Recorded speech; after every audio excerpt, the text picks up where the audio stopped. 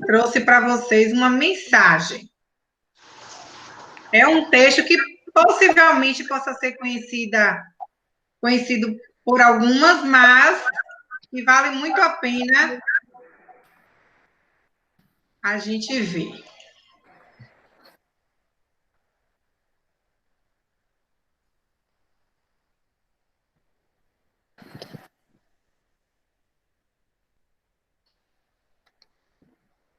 Estão visualizando? Sim, estamos. Sim? Sim. Pronto. Vou pedir só para a Tayla desligar. Ah, ok. Pronto. E o Anderson também desligar o dele. Porque eu estou ouvindo o retorno da minha voz.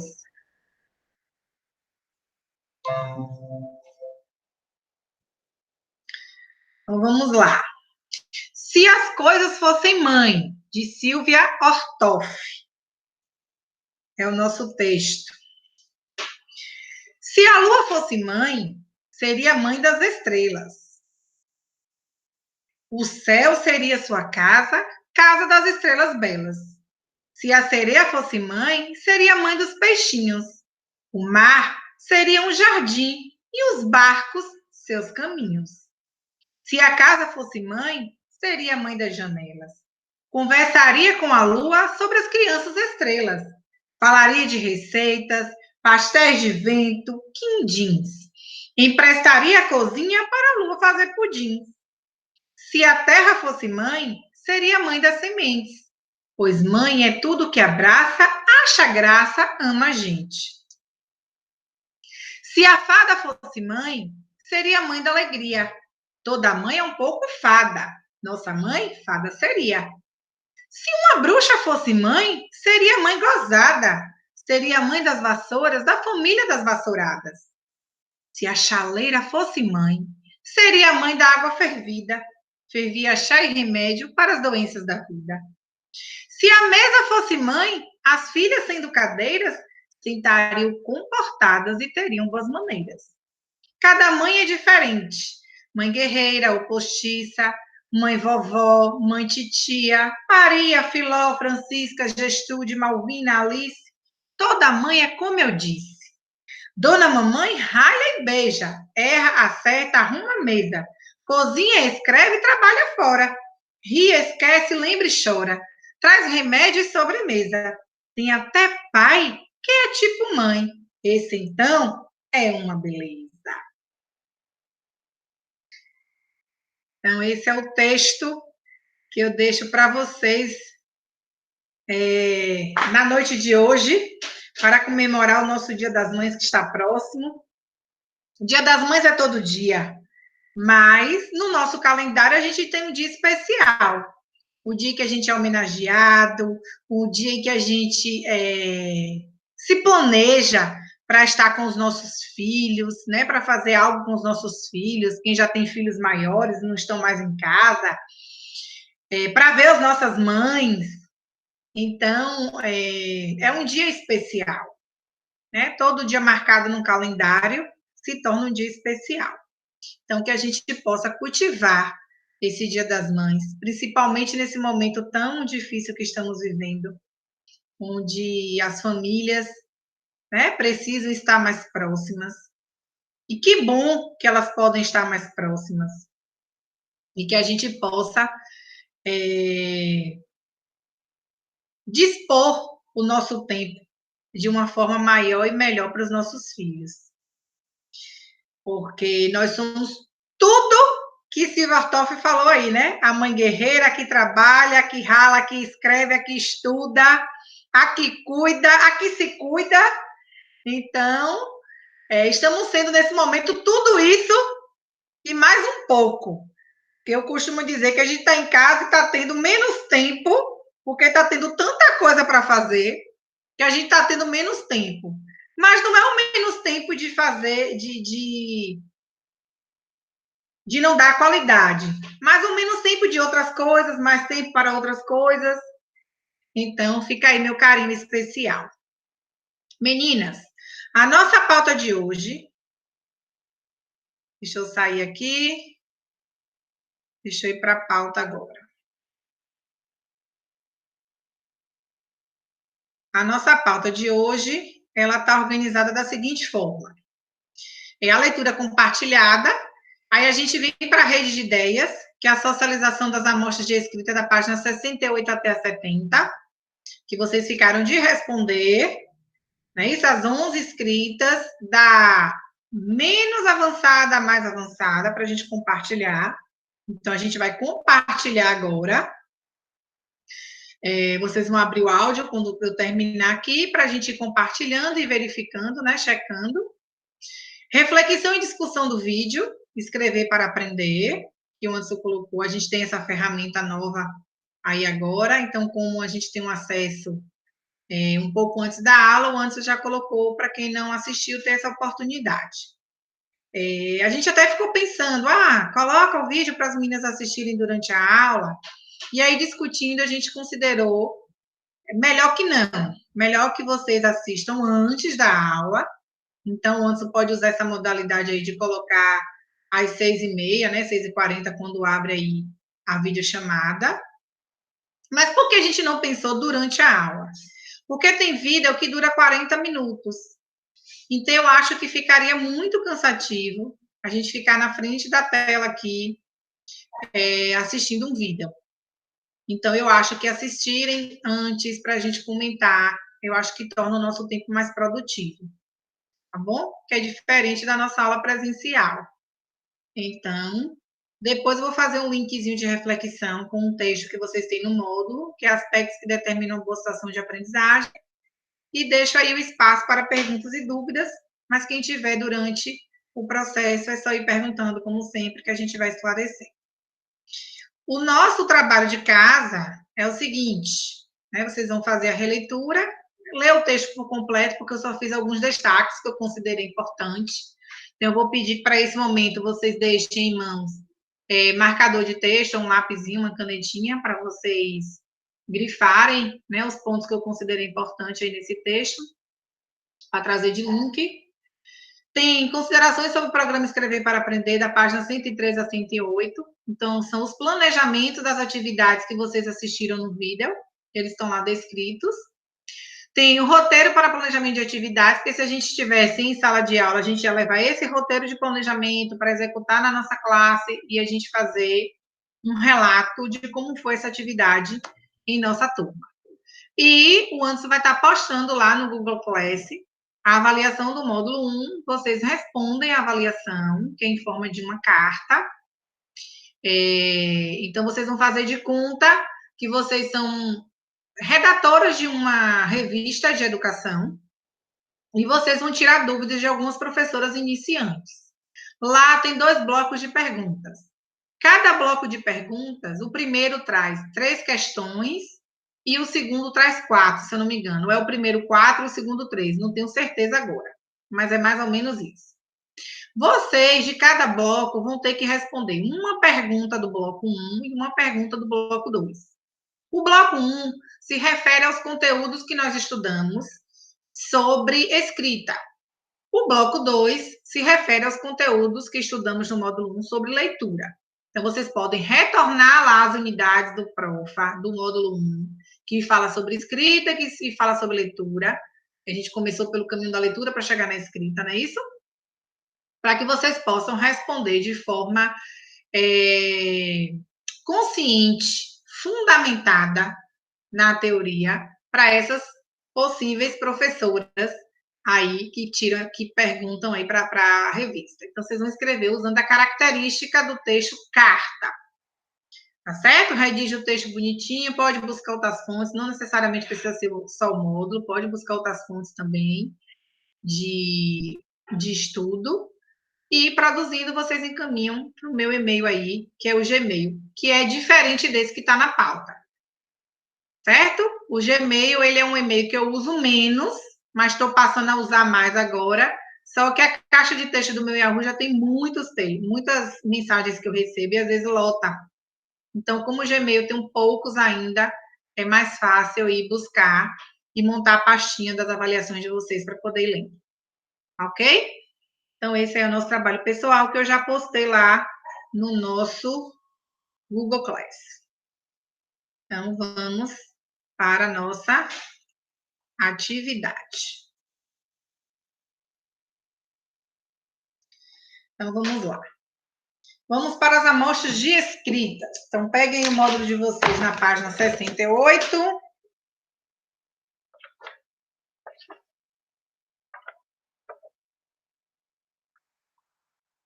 Módulo aberto.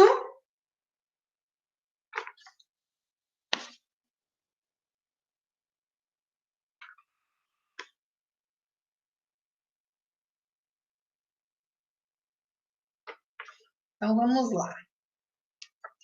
Qual foi a escrita número 1 que vocês consideraram menos avançada?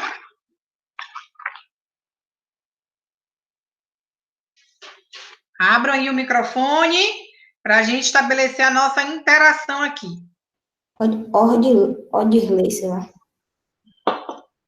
Ordilei. Todo mundo concorda com Tayla? Que é Ordilei? Eu tenho que concordar que eu só tenho essa página aqui. Eu não tenho como visualizar as outras. Por que? Você não tem no seu módulo? Não consegui imprimir, minha impressora deu problema, eu só consegui imprimir, então, a 68. É porque vocês estão sem módulo, é verdade, verdade. Eu olhei no PDF, mas não consigo me lembrar agora de todos. Mas eu concordo. Pelo 68, eu concordo. Então, você faz o seguinte, abre lá o Google Class, vai acompanhando lá pelo texto. Mas eu posso... Aí, você vai anotando aí numa folhazinha aí a ordem, para poder... É porque eu só estou com celular. Eu só estou com o celular aqui disponível agora. Você está com o celular. Tá, entendi. É porque o dia de hoje tem outra conferência que meu marido assiste no mesmo horário, ele usa o computador. Ah, beleza. Então faz o seguinte, Claudinha, você anota... depois as aulas. Você anota, porque aí você depois registra quando você conseguir imprimir direitinho. Então, Tayla, tá correto, Ordilei, a primeira escrita menos evolutiva. Por quê? Porque o Ordilei ele se encontra numa hipótese que a gente chama pré-silábica, e ele está dentro da primeira fase do pré-silábico, que são as garatujas, a fase pictórica, né? A fase mais primitiva que o pré-silábico passa. É o início de tudo. Então, o Ordilei aí, ele faz uma imitaçãozinha da escrita adulta, fazendo suas garatuginhas para escrever brigadeiro, pipoca, açúcar e bis. E depois de Ordilei, a gente vai para quem? Quem seria a número 2? Ricardo Patrick. Ricardo Patrick, muito bem. Ricardo Patrick, ele também se encontra nessa fase inicial, né, esse primeiro período do pré-silábico. Ele ainda faz pseudoletras, faz leitura global do que escreve, e ele tenta imitar o mesmo padrão de grafismo que ele utiliza para produzir a escrita do nome dele, ele tenta utilizar também em alguns momentos para produzir a escrita de carrinho novo, bicicleta e motoca. Então, ele ainda não tem propriedade da escrita regular das letras, mas ele acredita que isso aí é letras. Então, a gente chama isso de pseudoletras, né? Falsa letra. Mas que para a criança tem um sentido. Então, Ricardo Patrick, pré-silábico também na primeira fase. Depois de Ricardo, viria quem?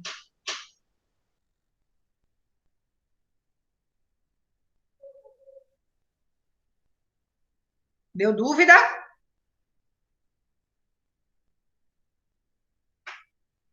Seria Natália. Lembra de Natália que a gente assistiu um vídeo dela? ALNI, ALNI, ALNI. Então, Natália, ela tá o que a gente chama do segundo período, né? A segunda fase lá do pré-silábico. Natália, ela só usa o repertório do nome dela, então ainda é um repertório restrito. E Natália também não sabe que nomes diferentes têm escritas diferentes. Então, ela considera que as escritas elas podem ser iguais. O critério que ela utiliza é não repetir letras. Então, ela não repete letras na mesma palavra, letras seguidas. Mas ela ainda não entende, né, que essa escrita ela precisa ser diferenciada, que para cada nome é uma forma de produzir. também faz uma leitura global. Então, Natália, ela produz a palavra, ela faz a leitura da escrita aí de brigadeiro, refrigerante, bolo, beijinho e coxinha, que foram as coisas que tiveram na festa de aniversário. Eu vi que Thalia saiu, né? Possivelmente a conexão dela pode ter caído.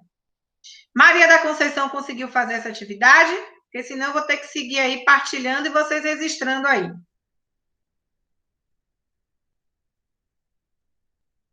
Conseguiu, Maria?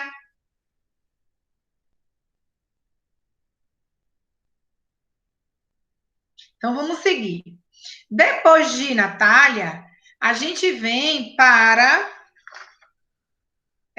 Fábio. Fábio, ele está um pouquinho mais avançado do que Natália. Ele também está no segundo período do pré-silábico. Está um pouquinho mais avançado do que Natália, por quê? Porque Fábio, ele utiliza também as letras do nome dele. A única letras que ele utiliza para produzir é o repertório do nome. Só que ele faz alternância de letras. Então, ele já entende que para escritas diferentes, ele precisa utilizar a posição, né, a ordem das letras de forma diferente. Então, ele escreve brigadeiro, ele escreve Fábio diferente de brigadeiro, que é diferente de pipoca, que é diferente de suco, que é diferente de bis, e diferente da frase eu gosto de pipoca. Mas todas as letras que ele usa compõem o nome dele. Mas ele avançou em relação a Natália.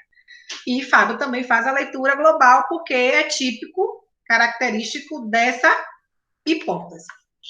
Depois de Fábio, número 5, nós temos Dayana. O que Dayana avançou em relação a Fábio? Dayana ela também está no segundo período do pré-silábico, indo para o terceiro período, né? Dayana, ela já aumentou o repertório de escrita dela, de letras, ela já tem um repertório mais amplo, ela não só usa as letras do nome dela, e ela já sabe que as escritas ela tem formatações diferentes. Então, o que ela mais avançou em relação a Fábio é o volume de letras, né? A quantidade de letras que ela já tem um repertório maior. Terminado Dayana, a gente vem para Fábia. Fábia, ela está no pré-silábico, na fase que a gente chama de nível 3, numa fase de transição. Então, ela faz a produção pré-silábica, mas ela começa a fazer uma leitura silábica. Então, a leitura dela para Joaninha está silábica. Joaninha. Aí sobra 2 letras. Cachorro, sobra 2 letras. Gato, sobra 3 letras. Então, ela está dando um mínimo de 5 letras e um máximo de 6 letras para produzir suas escritas. Então, ela está dentro desse eixo de quantidade e de qualidade, porque ela também não repete letras na sua escrita, ela já tem um volume ou um repertório de letras um pouco avançado em relação aos outros alunos, né? Ela já tem um repertório melhor e ela está nessa fase de transição. Então, no período lá, no terceiro período do pré-silábico. Terminado Fábia, a gente vem para Thalita. Thalita, ela já não é pré-silábica, ela já avançou. Ela está no que a gente chama de silábico sem valor sonoro. Então, ela escreve uma letra para cada som da palavra brigadeiro, pipoca, suco, bis. Bis como silábico, mesmo ouvindo um som, uma unidade sonora emitido em sua oralidade, ele não considera que uma palavra pode estar escrita com uma letra. Então, ela utiliza 2 letrinhas para produzir a escrita de bis. Mas Thalita, a gente já configura ela uma criança silábica, sem valor sonoro, porque ela não deixa nenhuma letrinha muda aí solta ou queira cortar nenhuma letra. Todas as letras escritas são interpretadas. Saído de Thalita, que é o número 7, a gente vai para Ricardo. Ricardo é a que escreve o texto, enganei o bobo na casca do ovo, quem caiu, caiu, 1º de abril. Ricardo, ele se encontra na hipótese silábica com valor sonoro. O valor sonoro dele está mais nas vogais do que em consoantes, embora ele coloque algumas consoantes, mas ele tem o maior valor nas vogais. Então, Ricardo já avançou. Ele está no silábico, mas ele já faz relação sonografia. Saindo de Ricardo, a gente vem para a Aline. A Aline está na fase transitória. Ela está silábica, mas em conflito cognitivo com a silábica alfabética. Então, ela não se satisfaz mais com a escrita de uma letra só. E ela começa a interpretar a sua escrita de 2 em 2. Ela ainda não faz uma relação de sonografia de todas as letras que ela produz na sua escrita, que é muito comum a criança, quando chega a hipótese silábica alfabética, acontecer. Ela agrega uma segunda letra, depois daquela ouvir o som, e a gente chama isso de letra muda. Ela não conseguiu ouvir a segunda letra, mas ela sabe que tem. Ela vai lá e agrega uma letrinha que a gente chama de muda, que não é do som convencional, mas é um possível som que se escutou. Então, ela escreve maribondo. Bondo, ela lê 3 letrinhas juntas. Formigar. Ela bota 2 letras para fora, 2 letras para mim e 1 letra para H. Então, ela usa a letra O, ela usa a letra I na escrita, ela usa a letra G. Urso, ela usa a letra U e usa a letra O como valor sonoro. E RAM, que ela usa o A e o R em posições opostas, mas ela consegue ouvir o som. É muito comum o silábico alfabético fazer isso também, ou silábico. Ele não organizar as letras que ele faz em relação à sonografia, às vezes, da maneira, na ordem que ele pronuncia. Então, ele escuta, ele vai produzindo lá, porque ele ouviu, mas ele não agrega na ordem. Então, a Aline está lá no silábico alfabético. Depois de Aline, a gente tem Antônio. Antônio escreve aí um bilhetinho, doutor Edmo, não vou trabalhar amanhã porque o Grêmio tem que se reunir. Antônio. Então, Antônio, ele já está silábico alfabético, faz relação sonografia. Então, hora ele usa uma letra para produzir a sílaba e hora ele usa 2 letras para produzir a sílaba. E, para finalizar, a gente tem Rodrigo, que produz a escrita do texto A Lenda do Diamante, onde ele faz uma produção de escrita, que a gente pode considerar um alfabético, né? Pensando já em questões de ortografia, já um alfabético mais ortográfico, porque ele usa som nasalizado, já usa CH, os dígrafos RR, SS, então ele já tem uma reflexão bem precisa da sua produção. Então, esses são os alunos da nossa amostra de escrita. Alguém quer perguntar alguma coisa, tirar alguma dúvida?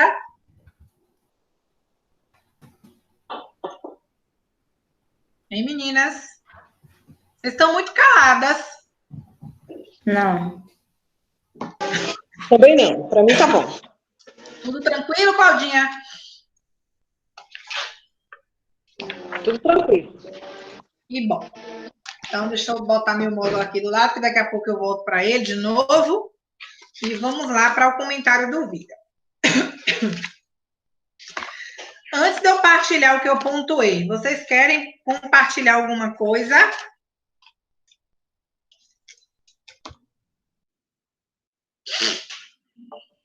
Do vídeo de hoje, o que a gente assistiu? O vídeo de hoje, isso. Eu achei interessante, né? 2 coisas. Primeiro, que eu não entendia. Minha filha estudava na escola particular e do ano passado para cá ela foi para a escola pública. E eu não entendia porque sempre o professor colocava uma criança um pouco mais avançada com uma criança nem tanto.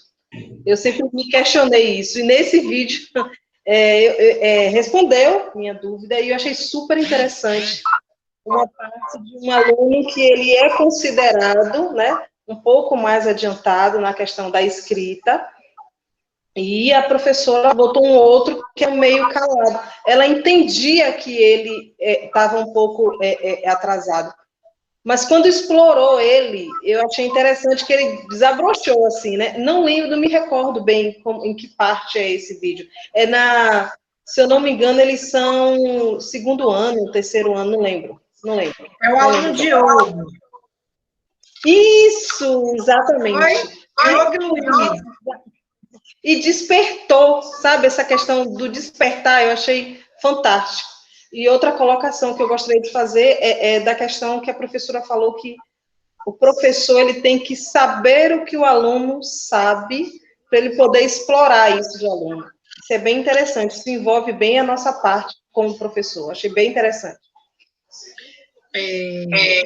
Cláudia, tomando a sua fala aí, o que é que eu vou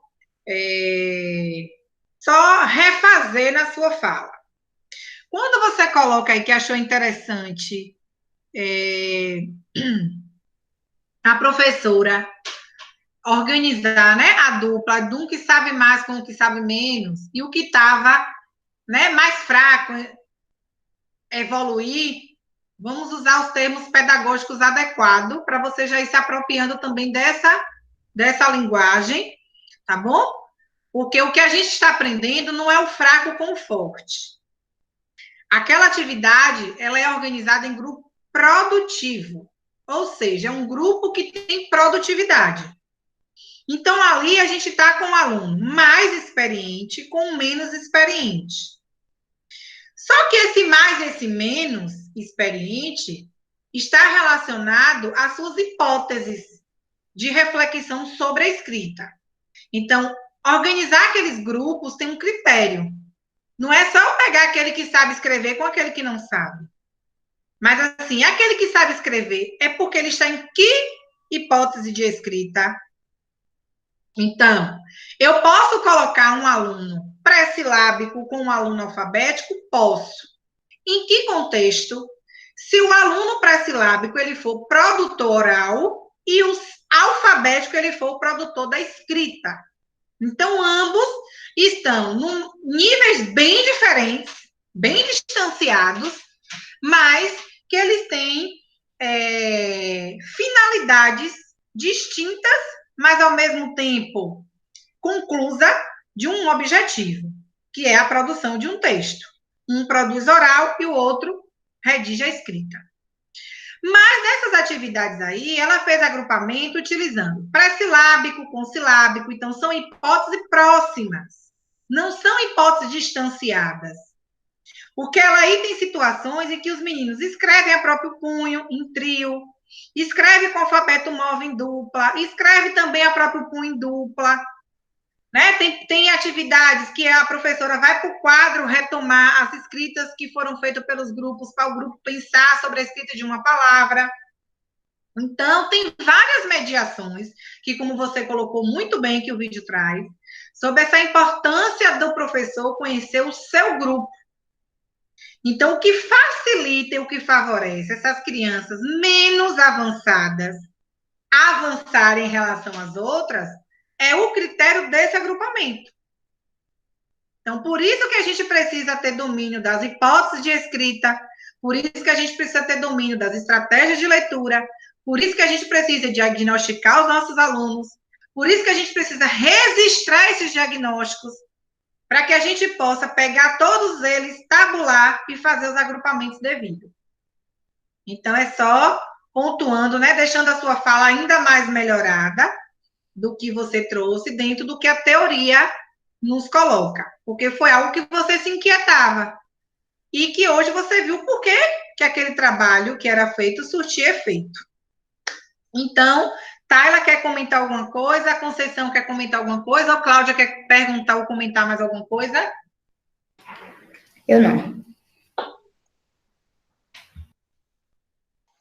Não, para mim tá bom. Ficou clarinho? Com certeza. Ainda porque, como eu falei, eu não tinha experiência nenhuma com crianças em escola pública, começa por aí. E, segundo lugar, em estado, as crianças que estão se alfabetizando, em nenhum dos estágios, nenhum. Então, a minha referência era uma referência de escola particular, que a gente sabe que é um pouco diferente, né? Então, eu não tinha referência, eu me questionava no que eu via a partir da agora com a escola pública, por isso que eu me inquietava. Então, esse vídeo acabou tirando todas as minhas dúvidas.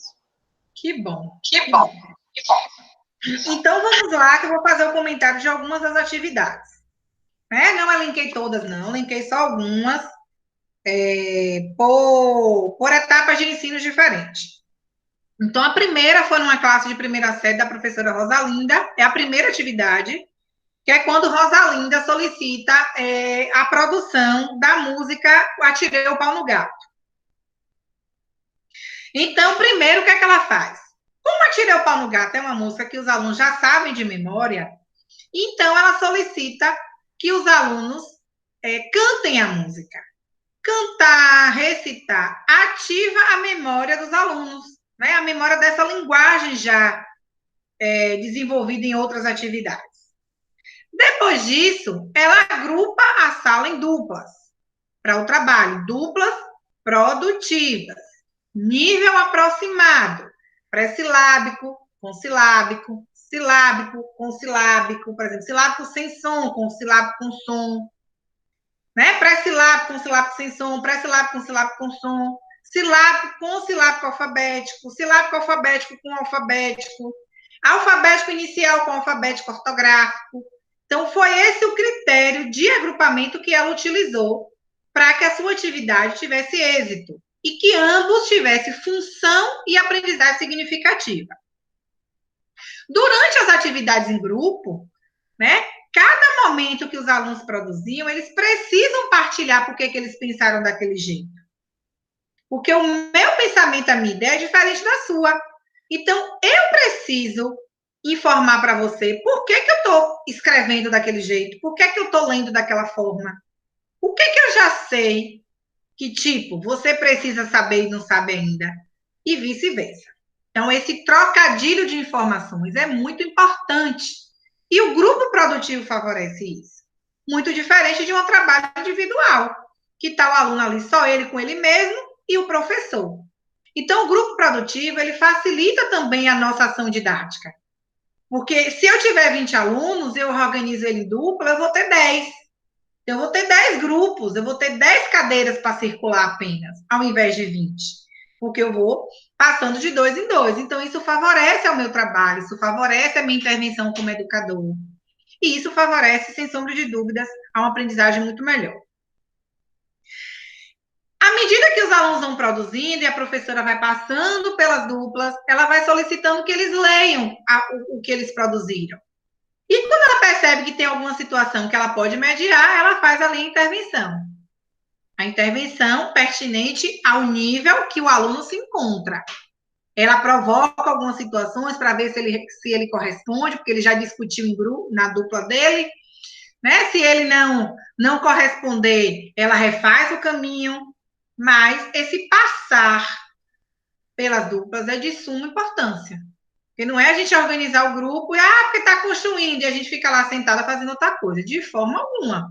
A gente tem que assistenciar esse grupo. Nessa primeira escrita, ela faz uma paradinha num grupo, numa dupla de Jocélio e Johnny. Jocélio e Johnny, eles estão silábicos,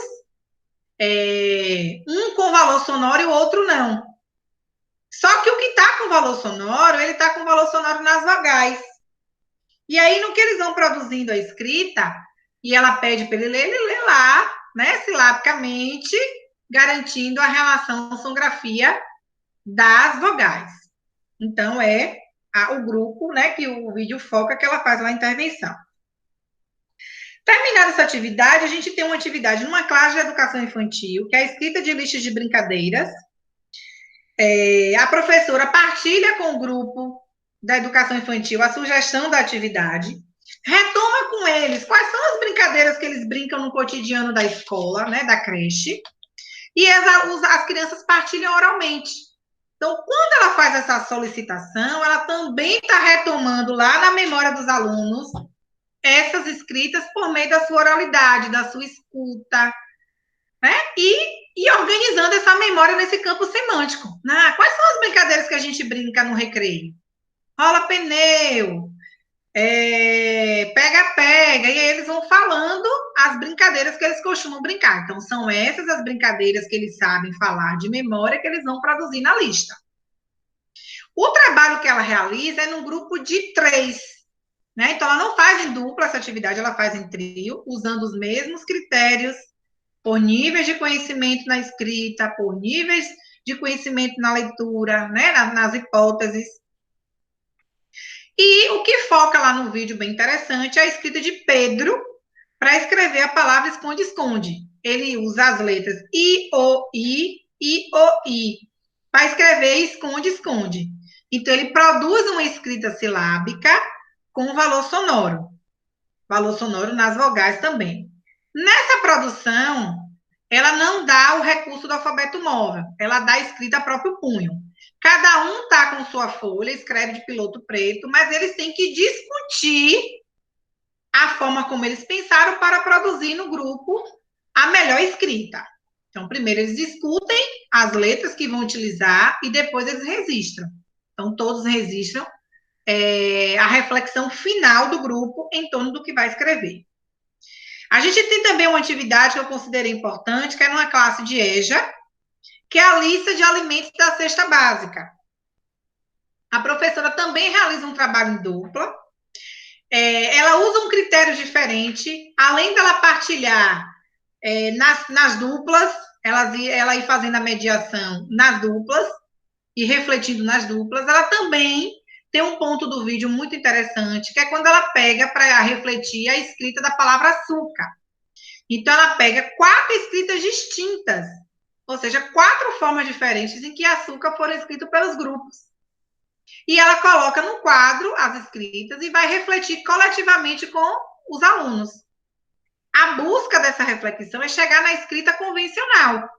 Então, à medida que ela vai refletindo com o grupo chega à escrita convencional da palavra açúcar. E a importância, né, de acompanhar essas duplas durante as atividades para que eles possam construir, reconstruir, repensar, ressignificar suas reflexões, seus conhecimentos e suas produções. E temos também, que foi a última situação que eu elenquei, que foi na sala da 4ª série, né, do 5º ano, da professora Valéria, onde vai ser a produção de escrita de um texto científico, que é Como Nasce o Bicho da Fruta. Ela também faz um trabalho em grupo, né, um trabalho de dupla. Ela retoma com os alunos o texto que já foi lido, discutido, analisado em outras atividades. Os alunos, a gente percebe que os alunos eles já têm o domínio da estrutura desse tipo de texto, né, que é um texto científico, ele vai construir uma curiosidade. E qual é o critério que ela utiliza? Qual é a intervenção que ela usa na atividade, além do grupo? Ela diz para eles que eles escrevam, discutam e escrevam na folha as informações descobertas que eles consideram mais pertinentes para comunicar ao outro. Ou seja, eu estou produzindo o texto para levar essa informação para alguém. Então, quais são as informações mais pertinentes? Então, é excelente a intervenção que ela lança na atividade, porque eles vão retomar a memória deles com um texto que já é sabido, porque já foi discutido em várias aulas com eles, e eles vão tirar desse texto, que está na memória, as melhores informações para passar adiante. Ela também foi fazendo acompanhamento dessas atividades e eles produzem de forma autônoma, porque eles já têm domínio dessa característica, porque é um tipo de texto que eles já estudam com frequência na sala de aula. Então, essas foram as atividades que eu considerei interessante a gente compartilhar na aula de hoje. Quem não teve a oportunidade de assistir o vídeo, assistam e vão acompanhando com o texto, né, considerações sobre o programa Escrever para Aprender, que está nessa unidade, lá na página 103 até a 108. Então, você pode ir assistindo e fazendo lá o acompanhamento com o planejamento da atividade. Pergunta? Dúvida?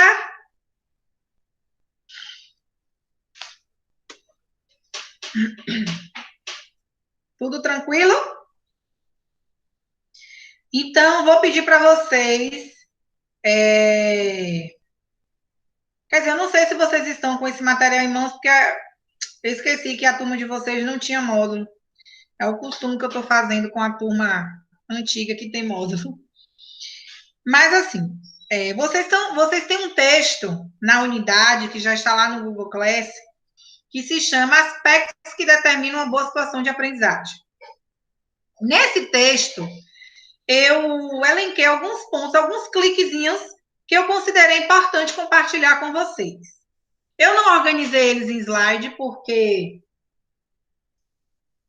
eu achei que quase a gente não tivesse aula, que o meu computador deu um piripaca aqui, não queria ligar e acabou que me tomando tempo até ele fazer aqui um download e reiniciar.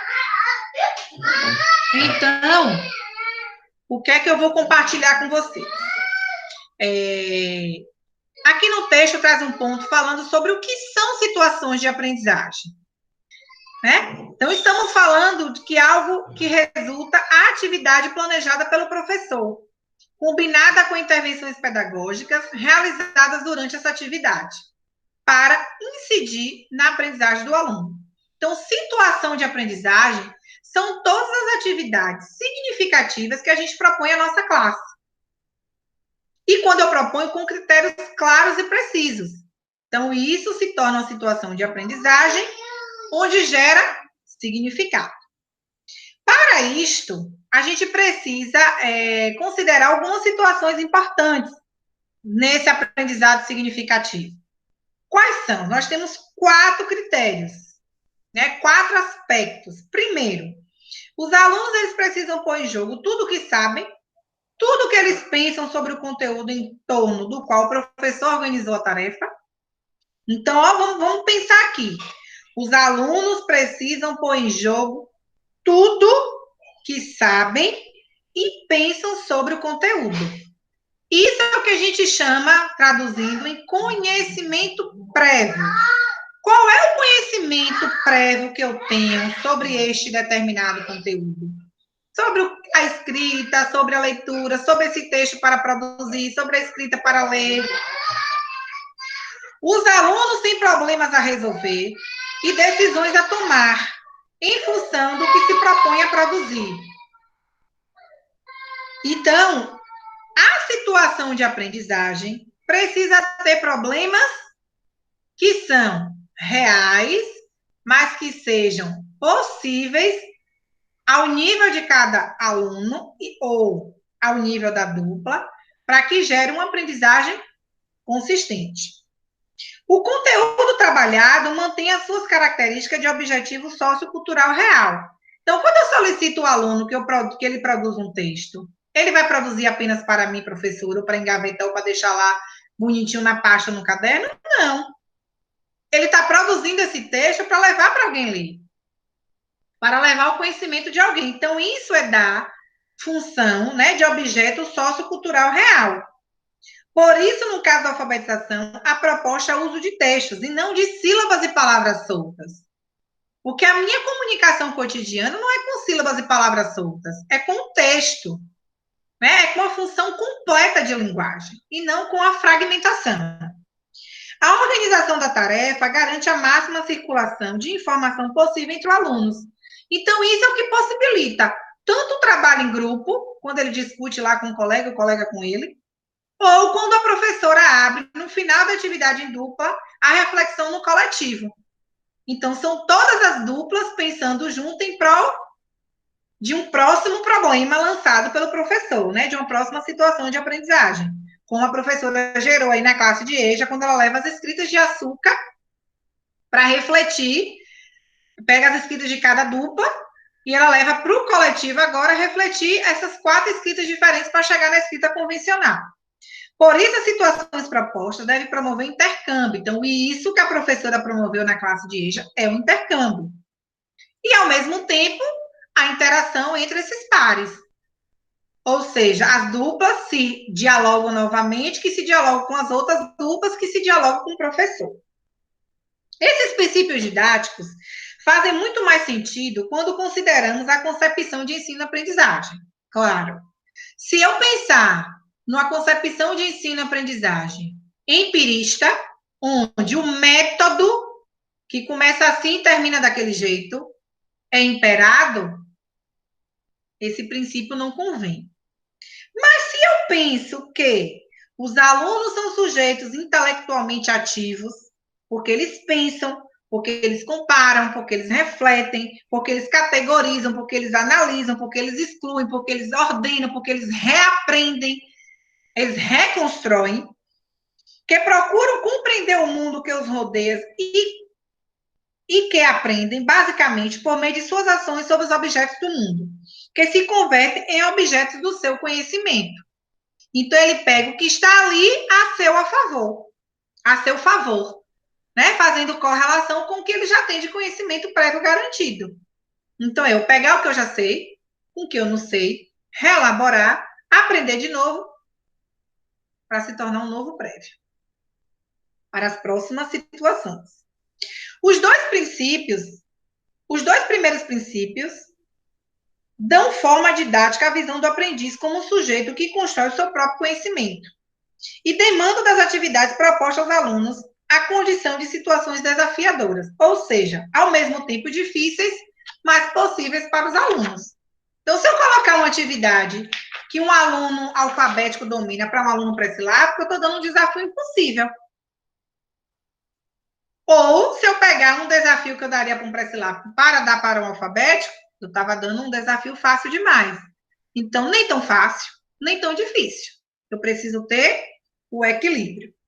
Então, pensando um pouquinho nesse primeiro aspecto, né, que o conteúdo é trabalhado e mantém suas características de objeto sociocultural real, o que é que a gente pensa? Que a alfabetização é um processo de construção de hipóteses sobre o funcionamento e as regras de geração do sistema alfabético de escrita. Por isso, a estratégia necessária para o aluno se alfabetizar não é a memorização, como a gente achava que era no empirismo, mas a reflexão sobre a escrita, pensar sobre. E o pensar sobre, eu parto daqui, da minha boquinha. Né? É falando, é desenvolvendo esses aspectos da linguagem oral, que chegam à minha memória, que a minha memória reflete na minha audição, que eu discrimino, que vem para a minha oralidade de novo, que eu passo para a escrita, volta para a oralidade na leitura. Então, por isso que esses eixos, né, de linguagem, oralidade, leitura e escrita, eles são simultâneos, embora as aprendizagens tenham suas diferenças, mas elas se complementam. Isto quer dizer que o sistema alfabético de escrita é um conteúdo complexo. E para compreendê-lo, não basta memorizar infinitas famílias silábicas. É preciso um processo sistemático de reflexão sobre suas características e sobre seu funcionamento. Então, não é só achar que B-A forma ba e eu vou escrever banana. Não. O caminho é diferente. O caminho é pensar em que contexto a banana está inserida. Por que pensar na banana? É um objeto concreto, é um objeto real, tem significado para o aluno? Banana, que letras eu posso usar para escrever banana? Então, eu uso letras. Né? Essas letras, elas podem ser reais, ou elas podem ser pseudoletras, mas eu tenho uma forma gráfica de produzir. E eu só consigo compreender essa forma gráfica pelo exercício cotidiano dessas práticas na sala de aula. Então, se eu tenho prática de leitura no cotidiano da sala de aula, eu vou desenvolver um bom comportamento leitor. Se eu tenho prática de escrita, eu vou formar bons escritores. Se eu tenho prática de oralidade, eu vou formar bons oralizadores, né? Então, essa oratória, ela também precisa ser desenvolvida. Aí, às vezes, tem aquela criança lá mais timidazinha, e a gente não faz pergunta para ela porque ela é tímida. Mas é esse tímido que tem que se soltar. Porque o que não é tímido já se solta, ele já fala por si só. Não precisa só do professor. Ele, sem professor, ele já dá conta. Mas aquele tímido é o que precisa da mediação. É aquele que precisa ser estimulado, aquele que precisa vencer o medo, romper a timidez, né? Se jogar, se soltar, mostrar o que ele sabe para que ele veio. O segundo aspecto, né, que a organização da tarefa garante a máxima circulação de informação possível para os alunos, esse princípio ele traz a importância do professor conhecer o que o aluno sabe para ele poder planejar as ações educativas, com bons agrupamentos né? E parcerias que potencializem as suas aprendizagens. Então, além de contribuir com a aprendizagem dos alunos, planejando atividades adequadas e formando grupos produtivos, o professor ele também tem um papel fundamental durante a atividade. Quando ele vai circulando, que eu já falei, né, diante do vídeo, quando ele vai circulando pela sala e ele vai colocando perguntas que ajudam a pensar, que desequilibram os alunos. Então, ali, ele está trazendo uma outra forma de intervenção, pedindo ao outro que leia. É igual aconteceu na situação que Cláudia relatou aí de Diogo e Luiz. Quando o Diogo produz, Luiz lê, Luiz produz, Diogo lê, Diogo diz por que ele colocou aquela letra, Luiz também justifica. Então, durante esses momentos, né, pedir para ler, pede para um observar a leitura do outro, para ver o que tem de diferença, o que tem de parecido, né, de semelhança. Perguntar por que sobraram letras para Luiz, né? Perguntar o que essa letra termina, ou pergunta com que letra termina a palavra pai. Né? Tem uma situação lá que separa a letra M e a letra A para os dois decidirem quais das duas devem ir para escrever a palavra mato. Então, um pensa no M e o outro pensa no A. E aí ela faz uma indagação, né, uma intervenção, e se juntasse as duas letras, formaria que som. Então, ela faz uma outra provocação. Então, essa provocação é para sair da zona de conforto, porque a zona de conforto dele é pensar em me, um aluno, pensar em A, o outro aluno. Eles pensam silabicamente. E aí ela faz uma intervenção para que eles pensem alfabeticamente. Será que se eu juntar me e A, daria certo? Que som produziria essas duas letras? Então, é diferente de eu pegar e dizer me-amar. Não, que som? Eu pergunto, eu questiono, eu faço a criança pensar, eu não informo. Eu poderia dizer, se um professor mais espontaneísta, ele pegaria o me, juntava aqui, ó, pega o seu me com o seu A, já juntou, formou má de mato. Pronto, ela já deu lá a resposta. Mas o caminho dela é diferente. Ela não está ali para dar resposta, ela está ali para buscar resposta. Então, ela media para buscar respostas significativas. Então, ela fala, o que, é que a gente pode fazer com esse me e com esse A? Será que se eu juntar esse me com esse A, eu vou formar um outro som? Que som eu poderia formar com essas duas letras?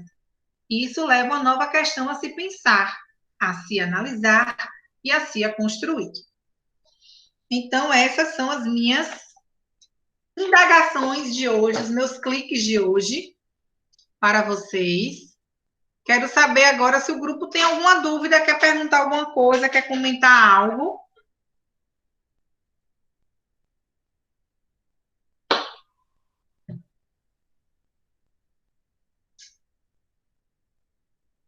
E povo mudo, cadê a língua de vocês? Vamos para a roda de bate-papo. Desliguem o microfone, perguntem ou dá um oi.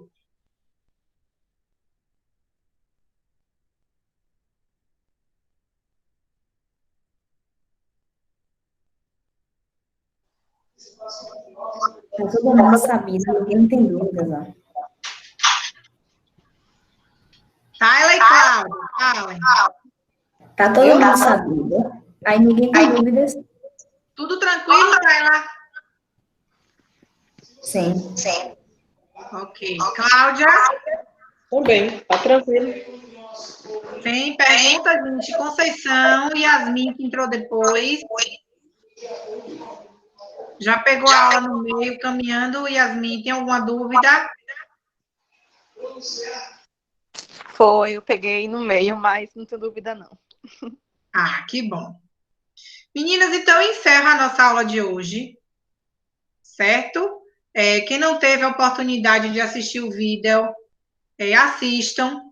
Como Cláudia falou, né? Abriu muito a visão dela, fez ela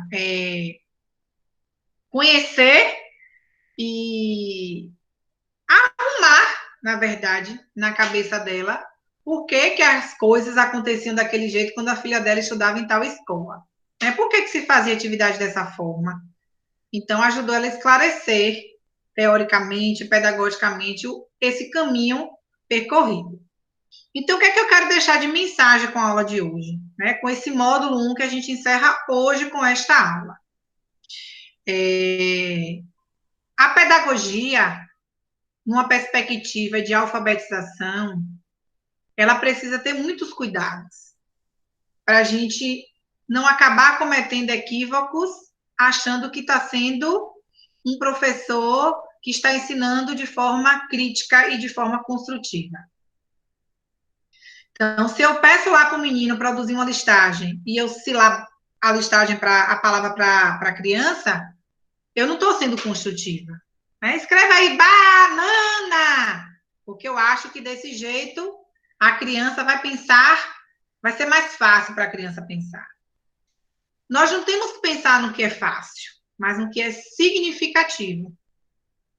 Então, pensar numa didática de alfabetização diferente, mais construtiva, mais reflexiva, mais crítica, não é sair do fácil para o difícil, mas iniciar do possível para se tornar fácil.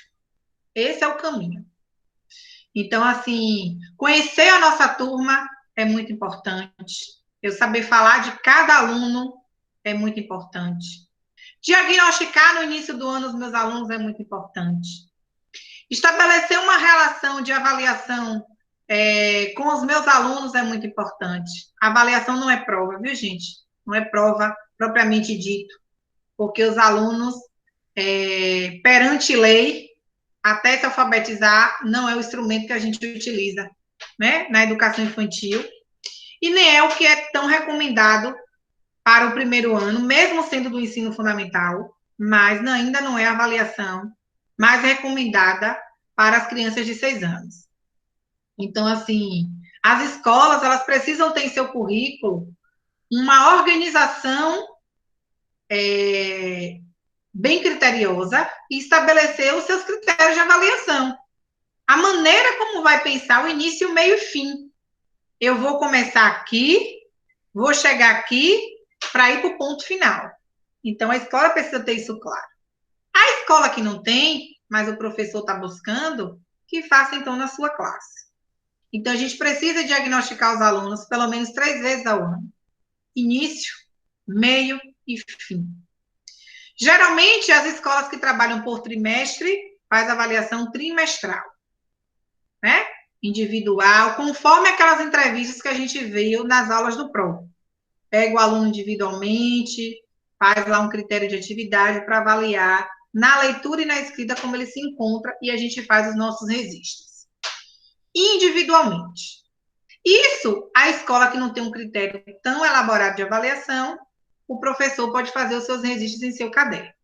A escola que tem, geralmente utiliza o instrumento de portfólio, né? Que é uma metodologia de avaliação, onde a gente faz registros por meio de documentação pedagógica de toda a vida escolar do aluno, em cada série que esse aluno vai passando. Né? Então, as narrativas, a coletânea de atividades, registro de fotográfico de algumas atividades sensoriais, atividade de escrita, de leitura, todas as intervenções pedagógicas que a gente realiza no cotidiano escolar, aquela que você considera o clique daquele momento, porque é pertinente você avaliar aquilo que a criança não fazia e está passando a fazer, e você quer usar como registro, você vai lá, utiliza o portfólio como esse instrumento. Então, é o que muitas escolas fazem, né? As que têm critérios bem definidos. E as que não têm, segue aí a dica que eu estou dando. Faça no seu caderno de professor. Né? Organize uma pastinha, um caderno, para você se instrumentalizar e conhecer esse grupo. Porque só conhecendo o nosso grupo que a gente consegue ter um ano letivo com mais sucesso. Então, eu preciso ter hábito de leitura na escola. Não dá para formar leitor sem hábito. A criança ela pode não ter estímulo na família, mas a escola ela precisa e deve ter, porque escola é espaço de formação intelectual, pessoal, física e motor desse sujeito. Né? A família ela vai colaborar com esse processo cognitivo, mas a função é nossa de ensinar. Então, que essas leituras elas tenham função social para os alunos. Então, que elas venham todos os dias, seja em formas de roda, para entretenimento, né? Como os propósitos que a gente viu. Então, revisitem lá os slides que eu postei em aulas anteriores, né? Os propósitos leitores, os procedimentos para a gente ensinar a leitura, para aprender, a forma como a criança vai avançando gradativamente no seu processo, né? Das estratégias, no levantamento das hipóteses. Então, a gente precisa ter domínio desse conteúdo. A gente também precisa ter domínio das hipóteses de escrita de Emília Ferreiro. Embora elas tenham uma sequência, né, pré-silábico, silábico, silábico alfabético, alfabético, elas podem sofrer regressões. Então, a criança, ela pode sair silábico alfabético, mas se ela não for alimentada nessa hipótese, ela pode regredir a hipóteses anteriores. Então, por isso que ela tem progressão. E essa progressão, ela vai evoluindo à medida que a criança tem intervenção. Se não tiver, morre, né? Estanca. Então, a gente precisa ter essa aprendizagem garantida. No que a gente tem essa aprendizagem garantida, a gente consegue estruturar os grupos produtivos de maneira eficaz. Então, coloca uma coisinha na cabeça de vocês. Trabalhar com agrupamento produtivo é mais significativo, mais eficaz e menos trabalhoso do que o individual. Trabalhar a reflexão coletiva é de suma importância no cotidiano escolar, seja para pensar aspectos da leitura, seja para pensar aspectos da escrita ou na oralidade. As rodas de conversa, elas precisam ser cotidianamente realizadas nas nossas classes, seja de educação infantil ou de ensino fundamental. É na roda de discussão, de bate-papo, que a gente consegue levantar dos alunos o que eles sabem sobre o conteúdo que a gente vai propor para aprender. Ou seja, nesse momento que a gente faz o levantamento de conhecimento prévio. E quando a gente levanta conhecimento prévio, nos possibilita a mediar depois de forma mais eficaz. Então, eles já sabem até aqui. Então, essa parte aqui que eu já planejei, nem preciso, porque eles já sabem. Então, eu vou continuar desse ponto aqui, que é o que eles não sabem, precisam saber. Então, ajuda, às vezes, a gente até replanejar para nortear novamente o nosso planejamento. Por isso que o bate-papo, deixar os alunos falarem, né, sem se perder. Então, vocês sustentando ali a mediação e os alunos se posicionarem. Às vezes, a sua aula deu ali.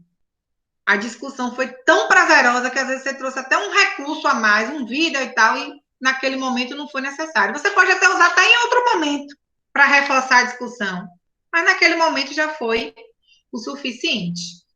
Então, pensar na alfabetização de uma forma letrada.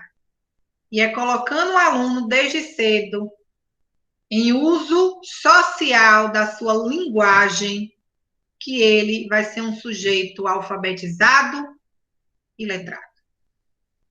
Não adianta a escola pensar só em alfabetizar sem letrar, porque ele vai ser um aluno que domina o código, mas não domina o contexto, porque ele não tem letramento.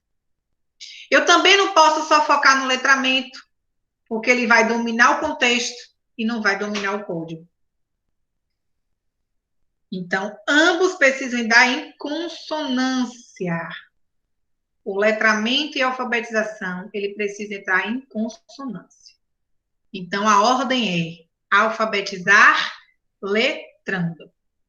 Então, que vocês possam, nas classes de vocês, quando retornarmos, isso independe de série, viu, gente? Porque nós estamos se alfabetizando o tempo todo. Então, quando a gente entende que o conteúdo que a gente trabalha na nossa classe, independente dos meus alunos estarem alfabetizados ou não, de ser um conteúdo de língua ou não, seja ele da matemática, da ciência, da história, da geografia, tudo isso é linguagem. É uma linguagem de uma outra área. Então, eu tenho a linguagem da área de linguagem, eu tenho a linguagem da matemática, eu tenho a linguagem da ciência, eu tenho a linguagem da história, eu tenho a linguagem da geografia, eu tenho a linguagem do corpo em movimento, eu tenho a linguagem, né, da música. Então, tudo isso é linguagem, porque o nosso corpo fala.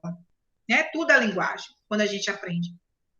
Então, que a gente possa usar todos esses aspectos, todos esses princípios que geram uma aprendizagem com qualidade em toda e qualquer série que a gente passe como pedagoga.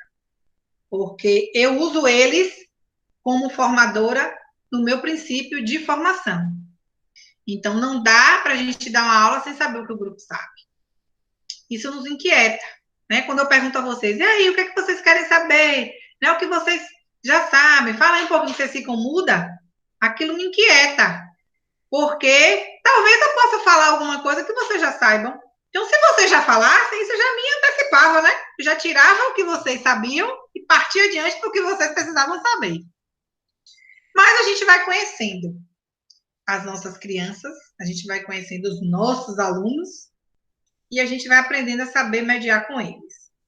Então, esse é o finzinho da nossa discussão. Desejo a todos uma excelente noite. Tayla, quer falar? Eu quero perguntar uma coisa.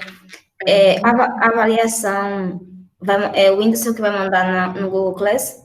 Isso, ele vai postar lá no Google Class. Pronto. Viu? Certo. O modelinho lá direitinho para vocês produzirem. Se porventura vocês sentirem alguma dúvida durante a produção ou como fazer, podem me chamar no WhatsApp. Ou coloca lá algum comentário no Google Class que eu recebo no e-mail. E a gente tem que enviar que dia? Oi? A data de envio? Antes da próxima aula? Eu nem coloquei a data de envio, né? Vamos pensar aí nos 15 dias, para vocês terem um tempozinho aí suficiente para ler e produzir com qualidade. Tá bom? Tá bom. Então não precisa entregar na próxima semana, pode entregar na outra. Certo, obrigada. Tá certo? Então, um cheiro, fique com Deus. Para quem é filha, curtam o Dia das Mães com as mamães de vocês. E para quem é mãe, curtem as mamães e os filhotes. Feliz Dia das Mães a todas. Tchau. Feliz Dia das Mães para vocês também. Obrigada. Boa noite. Boa noite. Boa noite. Tchau, tchau.